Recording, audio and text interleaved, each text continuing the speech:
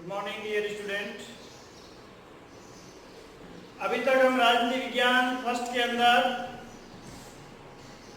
पहली यूनिट के अंदर 3 चैप्टर पढ़ चुके हैं।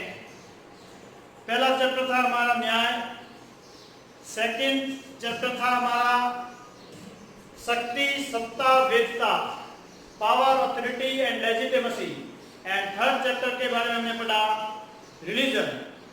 और आज हम फोर्थ चैप्टर के बारे में पढ़ेंगे जिनका नाम है स्वतंत्रता व समानता। स्वतंत्रता व समानता। प्यारे विद्यार्थियों, स्वतंत्रता व समानता आज के समय में भी और लोकतांत्रिक शासन व्यवस्था में आधारभूत तत्व है और संवैधानिक व्यवस्था के लिए भी आधार है। विद्यार्थियों, फ्रांस की क्रांति स्वतंत्रता, समानता व भ्रातृत्व की भावना को लेकर के हुई थी। और अगर बात की जाए अमेरिका की क्रांति में भी इस बात के बिना प्रतिनिधित्व कोई कर नहीं दूंगा नारा था कि हम स्वतंत्र होकर के जब हमारा प्रतिनिधित्व नहीं है तो ब्रिटिश संसद को कर लगाने का अधिकार नहीं है, ये कर लगाने का अधिकार हमें प्राप्त होना चाहिए। भारत ने भी स्वतंत्रता प्राप्त करने के लिए लंबा संघर्ष किया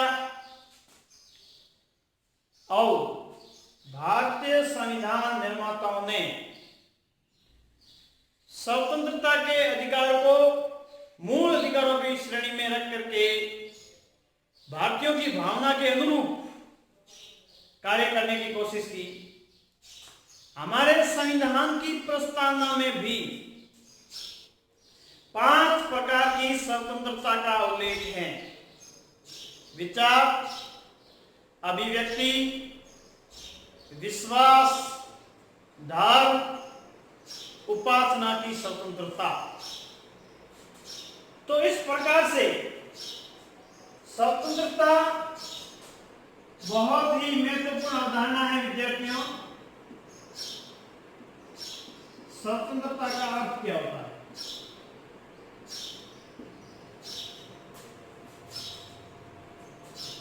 स्वतंत्रता शब्द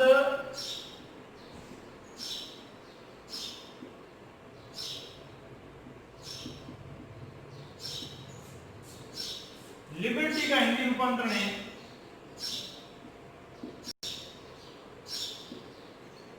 लिबर्टी का हिंदी रूपांतरण है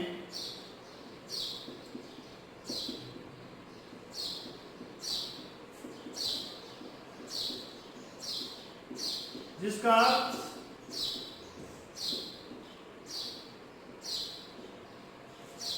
बंधनों का अभाव। जिसका क्या है? बंधनों का अभाव। लिबर्टी। वैसे स्वतंत्रता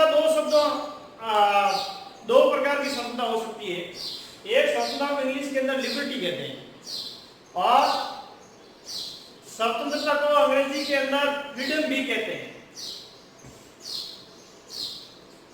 भारतीय संविधान निर्माताओं ने जो हमारे संविधान में स्वतंत्रता का उल्लेख किया, उनके लिए लिबर्टी शब्द का प्रयोग किया गया है, फ्रीडम का नहीं। फ्रीडम जो है स्वतंत्रता का प्रतीक है, असीमित स्वतंत्रता है, नकारात्मक कह सकते हैं। और लिबर्टी जो है एक स्वतंत्रता की बात करती है। युक्तियुक्त आवश्यकता पड़ने पर बंधन भी आरोपित किए जा सकते हैं। तो कहने का मतलब वैसे लिबर्टी शब्द का अर्थ यही होता है विद्यार्थियों, बंधनों का अभाव। यानी प्रत्येक व्यक्ति इसमें प्रत्येक व्यक्ति इच्छा अनुसार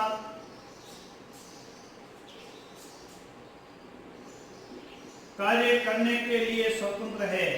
कार्य करने के लिए स्वतंत्र है,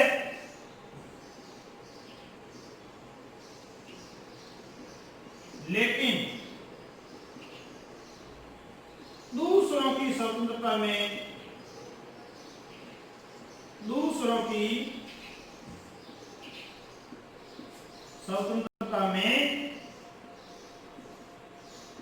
बाधा उत्पन्न नहीं होनी चाहिए।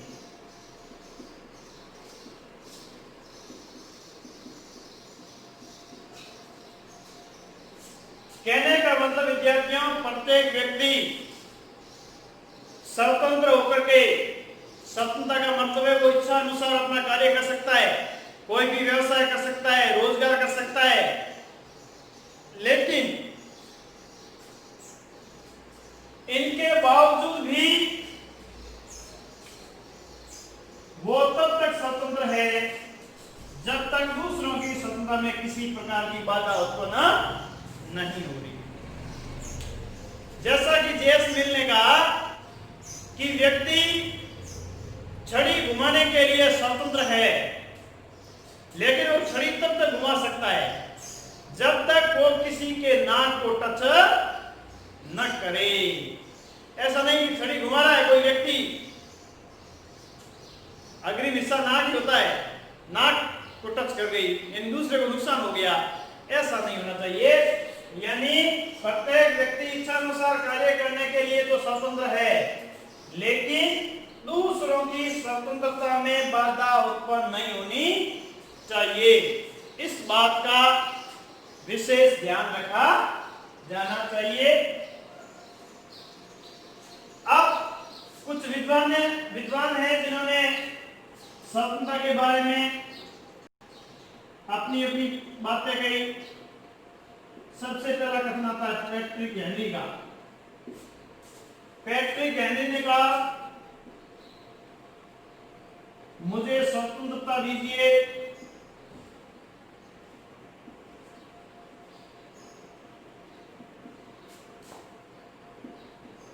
मुझे स्वतंत्रता दीजिए,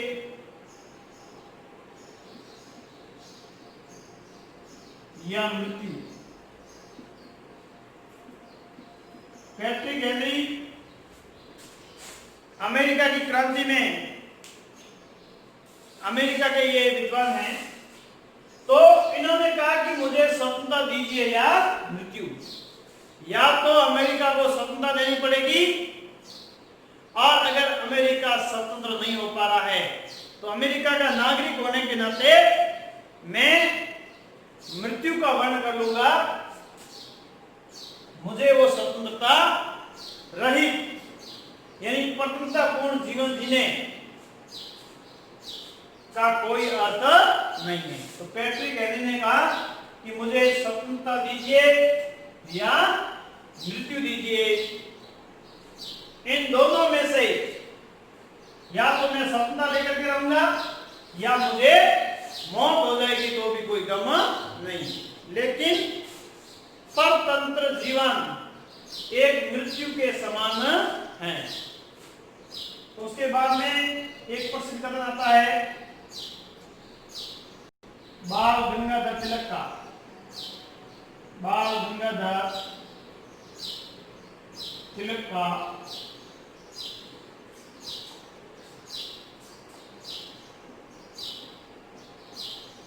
स्वतंत्रता मेरा जन्मसिद्ध अधिकार है। स्वतंत्रता मेरा जन्मसिद्ध अधिकार है। जन्मसिद्ध अधिकार है।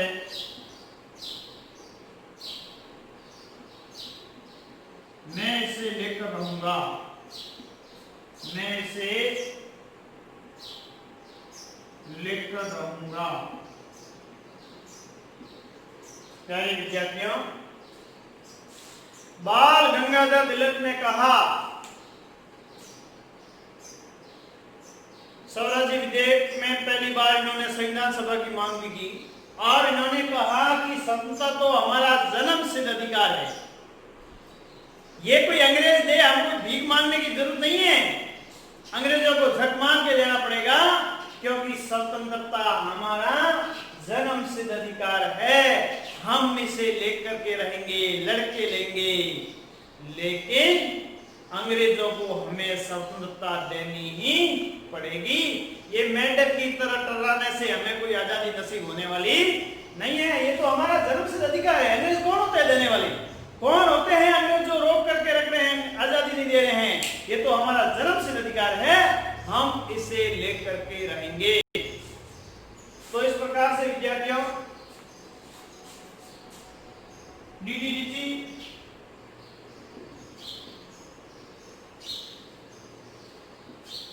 इन्होंने भी कहा जीवन का अधिकार, जीवन का अधिकार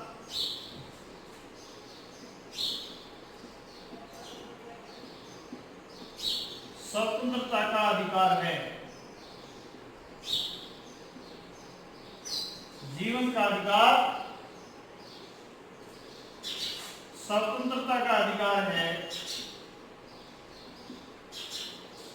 यानी विद्यार्थियों, डीडी रीति ने तो जीवन के अधिकार से जोड़ दिया।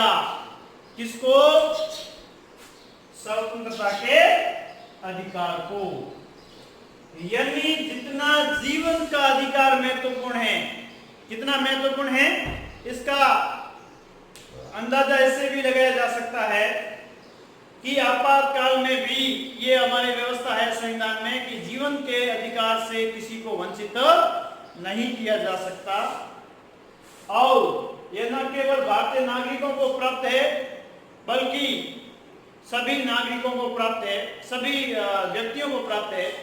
तो अगर बात की जाए तो जीवन का अधिकार स्वतंत्रता का अधिकार है। यानी डीडी रीति ने तो स्वतंत्रता के अधिकार को इतना महत्वपूर्ण माना कि उन्हें किसे जोड़ दिया? जीवन के अधिकार से जोड़ दिया। इस प्रकार से विद्यार्थियों ये बात हुई। अब अगर बात की जाए विद्यार्थियों स्वतंत्रता के मुख्य रूप, स्वतंत्रता के मुख्य रूप, जिसमें हम दो प्रकार की स्वतंत्रता की बात करेंगे। स्वतंत्रता के मुख्य रूप दो हैं, मोटे तौर पे कहा जाए तो मुख्य रूप। एक रूप जो है वो है विद्यार्थियों नकारात्मक स्वतंत्रता। कौन सा रूप है? नकारात्मक स्वतंत्रता। और दूसरा रूप है सकारात्मक स्वतंत्रता। स्वतंत्रता के मुख्य रूप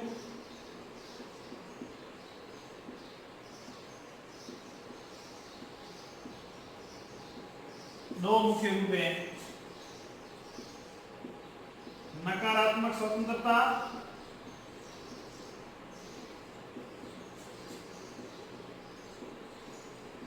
और दूसरा है सकारात्मक स्वतंत्रता। सकारात्मक स्वतंत्रता। आज हम चर्चा करेंगे विद्यार्थियों नकारात्मक स्वतंत्रता।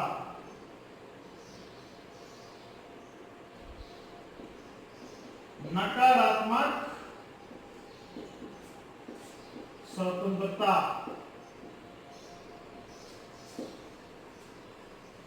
ऐसी स्वतंत्रता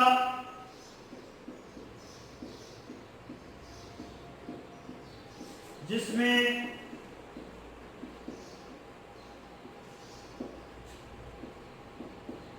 बंधनों का अभाव होता है, व्यक्ति अपनी इच्छानुसार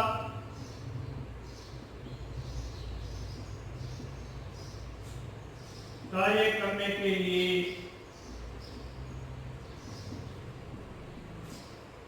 स्वतंत्र होता है।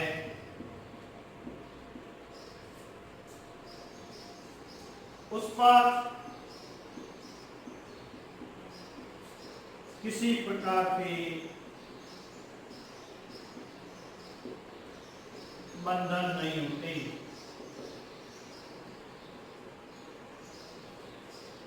यानी विद्यार्थियों, नकारात्मक स्वतंत्रता नाम से ही पता चल जाता है कि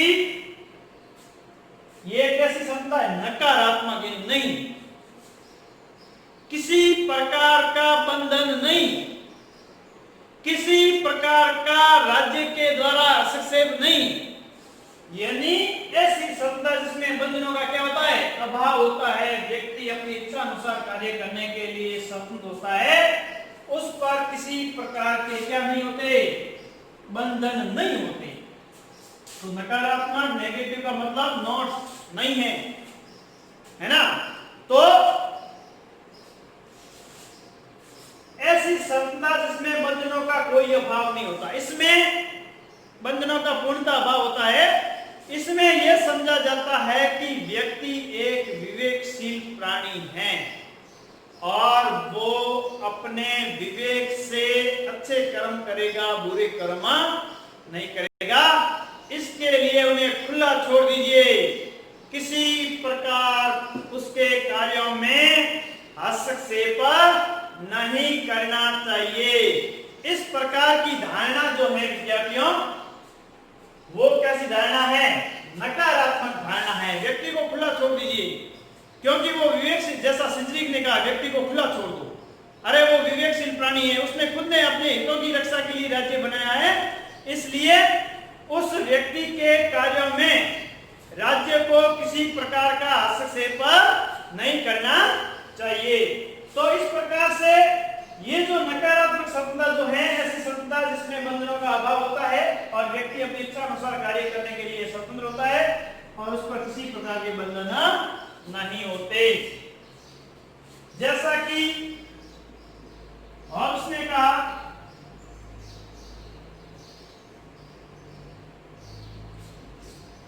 प्रतिबंधों का अभाव, प्रतिबंधों का अभाव ही स्वतंत्रता है, अभाव ही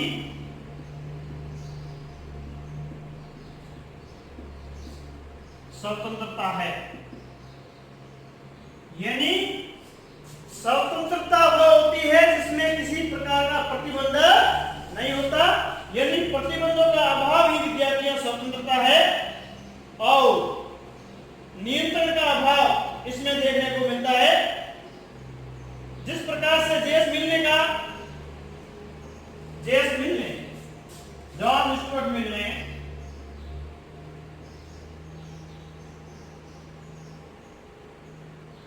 राज्य को व्यक्ति के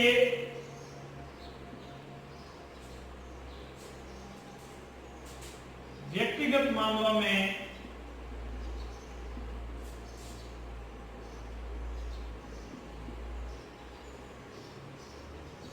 हस्तक्षेप नहीं करना चाहिए, हस्तक्षेप व्यक्तिगत या निजी मामलों में हस्तक्षेप नहीं करना चाहिए।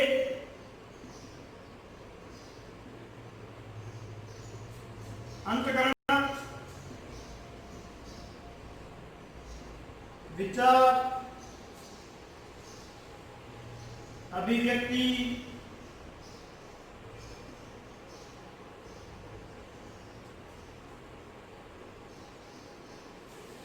अंतःकरण, विचार, अभिव्यक्ति और प्रकाशन, व्यवसाय, धर्म प्रकाशन, व्यवसाय, धर्म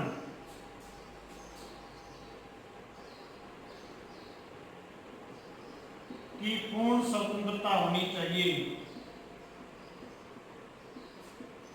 पूर्ण स्वतंत्रता होनी चाहिए। किसने कहा?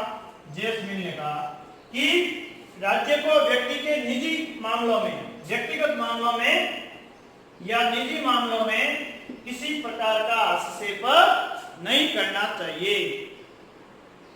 शुरुआत में ये नकारात्मकवादी थे, बाद में धीरे धीरे सकारात्मक राज्य का समर्थन किया जेम्स मिल ने। यानी इन्होंने कहा कि निजी मामलों में तो राज्य को किसी प्रकार का हस्तक्षेप नहीं करना चाहिए। अंतःकरण है, विचार अभिव्यक्ति है, प्रकाशन है, प्रेस की स्वतंत्रता है, व्यवसाय करने की स्वतंत्रता है, धर्म की स्वतंत्रता है। इन स्वतंत्रताओं का तो जेम्स मिल ने खुद करके समर्थन किया। यानी इन मामलों में जेम्स मिल ने कहा कि किसी भी प्रकार से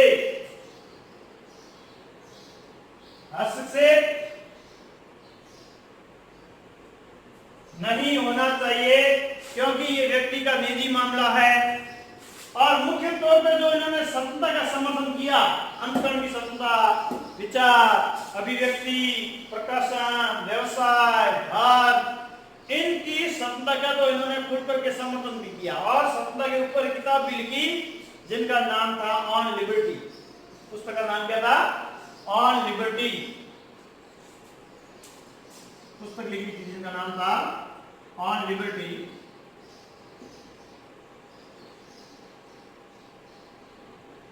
तो इस प्रकार से ये बातें जो हैं नकारात्मक स्वतंत्रता के अंतर्गत आती है। अब हम विद्यार्थियों नकारात्मक स्वतंत्रता के अंतर्गत चर्चा करेंगे। नकारात्मक स्वतंत्रता की मान्यताएं क्या क्या है?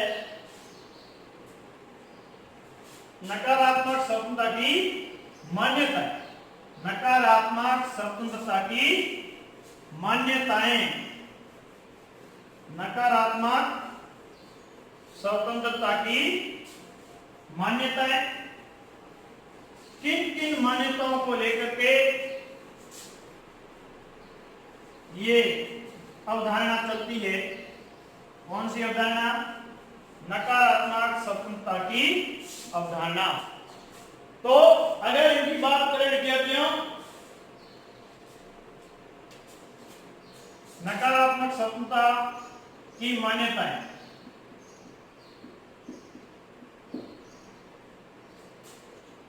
या नकारात्मक स्वतंत्रता की अवधारणा क्या है ये समझाइए, तो भी आपको ये लिखना है।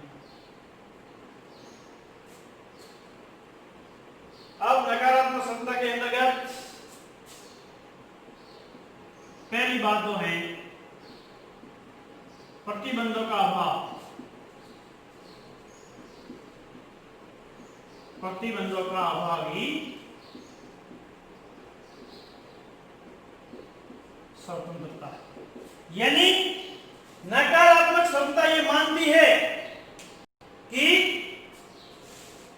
किसी प्रकार का प्रतिबंध राज्य के द्वारा व्यक्ति पर आरोपित नहीं होना चाहिए, और राज्य का कार्यक्षेत्र बढ़ने से, दूसरी बात जो है राज्य का कार्यक्षेत्र बढ़ने से, राज्य का कार्यक्षेत्र बढ़ने से व्यक्ति की स्वतंत्रता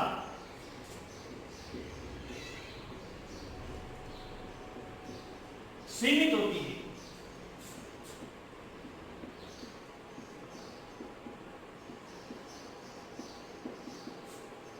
अब वापस ध्यान दीजिए, यानी राज्य को किसी प्रकार का प्रतिबंध लगाना ही नहीं है, व्यक्ति को खुला छोड़ देना है और व्यक्ति जैसा कार्य करना चाहे, क्योंकि कोई भी व्यक्ति ऐसा कार्य नहीं करेगा जिससे खुद का हित हो। जब खुद के हित के बारे में निर्णय लेगा, खुद ज्यादा लाभ कमाना चाहेगा, तो समाज में भी यही होगा कि इस प्रकार से ज्यादा लाभ कमाने वाले समाज में अधिक होंगे तो समाज का भी विकास होगा। यानी प्रतिबंधों का अभाव होना चाहिए, व्यक्ति के ऊपर किसी प्रकार प्रतिबंध नहीं होने चाहिए। और राज्य का कार्य क्षेत्र जो है,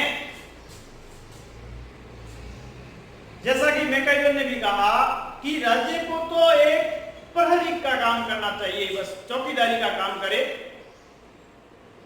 कोई बाह्य हमला नहीं हो जाए, बस ये काम करे।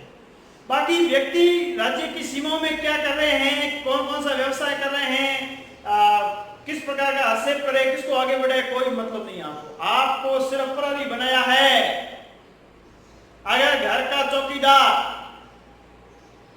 घर के आंतरिक मामलों में हस्तक्षेप नहीं करता है तो इसी प्रकार राज्य भी एक चौकीदारी का काम करे, उससे आंतरिक मामलों में हस्तक्षेप करने की कोई आवश्यकता नहीं है।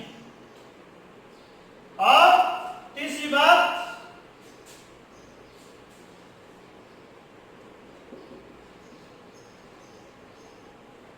वह सरकार अच्छी है, वह सरकार अच्छी है जो कम से कम शासन करे। कम से कम शासन करने का मतलब कोई कार्यकाल कम होना नहीं है। कम से कम शासन करने का मतलब यह है विद्यार्थियों कि सरकार को शासन कम करना है, यानी हस्तक्षेप कम करना है। ज्यादा कोई कानून जानने की जरूरत नहीं है, व्यक्ति को खुला छोड़ देना है, उन्हें तो सिर्फ पहरेदारी का काम ही करना है। यानी वह सरकार अच्छी है जो कम से कम शासन करे। यहाँ कम से कम शासन का मतलब विद्यार्थियों कम हस्तक्षेप से लिया गया है, और इसके लिए जब कम हस्तक्षेप करेगी तो खुली प्रतिस्पर्धा होगी। व्यक्ति के विकास के लिए, व्यक्ति के विकास के लिए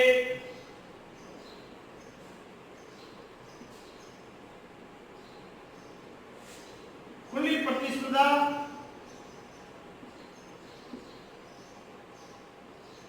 प्रतिस्पर्धा का सिद्धांत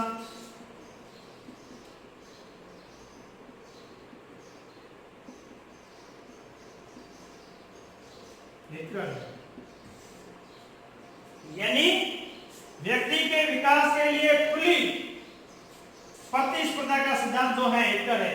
अधिक से अधिक प्रतिस्पर्धा होगी, खुला कंपटीशन होगा, राज्य कोई हस्तक्षेप नहीं करेगा, सर्वाइवल ऑफ द फिटेस्ट, जैसा कि स्पेंसर ने कहा, जो योग्य है वो विजय होगा।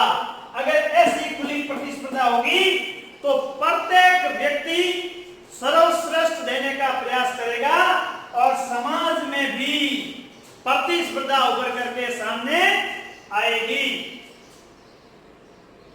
अगर बात की जाए इस खुली प्रतिस्पर्धा की तो यह सिद्धांत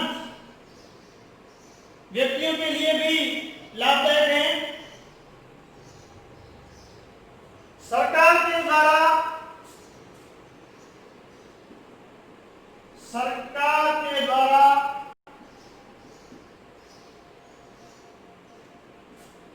समर्थित संस्थान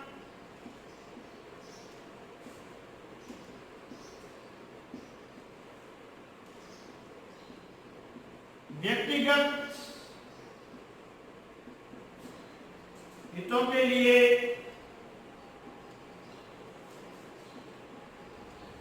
ठीक नहीं है। प्यारे विद्यार्थियों, जब सरकार संरक्षण की नीति अपनाएगी, अब संरक्षण की नीति कैसे अपनाएगी? जैसे समाज के अंदर जिसने खून पसीना एक करके, मेहनत करके, मजदूरी करके जो संपत्ति इकट्ठी की है, अब सरकार संरक्षण की नीति से क्या करेगी? उनके ऊपर अत्यधिक टैक्स लगा करके संपत्ति उनसे छीन लेगी। अब जो कामचोर है, भाग्यवाद पर विश्वास करता है,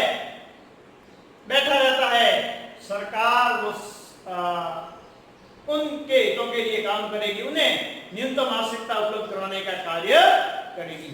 अब तो व्यक्ति वो कहेगा कि मैंने खून पसीना एक करके इतनी संपत्ति इकट्ठी की और सरकार ने मेरे से लेकर के उस व्यक्ति को दी जो कामचोर है, कुछ काम करना ही नहीं चाहता, उन्हें मालूम है कि सरकार अपने आप संरक्षण की नीति अपनाएगी, ठीक है ना।